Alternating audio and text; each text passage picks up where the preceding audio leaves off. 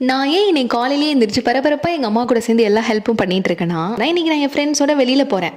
நாங்கள் ஃப்ரெண்ட்ஸ் ஒரு 9 பேர் இருக்கோம். அதில் 3-4 பேர் மட்டும் தான் கல்யாணம் ஆகி வெளியில் வந்துட்டோம். மற்ற எல்லாருமே உள்ளூருக்குள்ளேயே தான் கிடக்குறாங்க.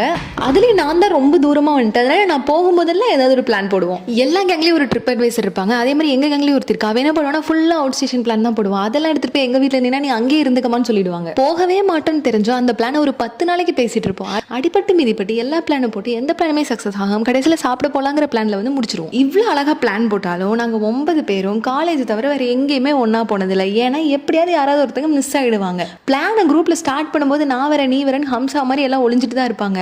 வரலங்கிறத முன்னாடி நாள் கூட சொல்ல மாட்டாங்க. அடுத்த நாள் காலையில், அதாவது கிளம்புற அன்னைக்கு காலையில தான் வந்துட்டு ரீசன்லாம் அள்ளி தெளிச்சிட்டு இருப்பாங்க. அதுலேயும் அந்த ரீசன்லாம் கேட்கும்போது என்னை ஏண்டா படிச்ச ஆண்டவா அப்படிங்கிற மாதிரி தான் இருக்கும். இந்த தடவை கொஞ்சம் டிஃப்ரெண்ட்டாக படத்துக்கு போயிட்டு சாப்பிட போகலான்னு பிளான் ஆரம்பிச்சா ஒருத்தி. எல்லாரும் படத்துக்கு போயிட்டாங்க. நல்ல வேளை நான் கடைசியாக தான் போனேன் அந்த படத்தில்.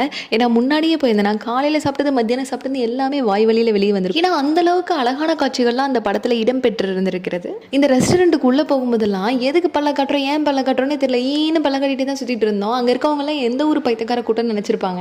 இதில் இருக்கிறதுலே பெரிய காமெடி என்னன்னா, அவ கதை இவ கதை எல்லா கதையும் பேசிட்டு நமக்கு எதுக்குப்பா அவங்க கதையெல்லாம் சொல்லிட்டு கடைசியில் காசிப்பை முடிச்சுட்டு வீட்டுக்கு கிளம்பிட்டோம்.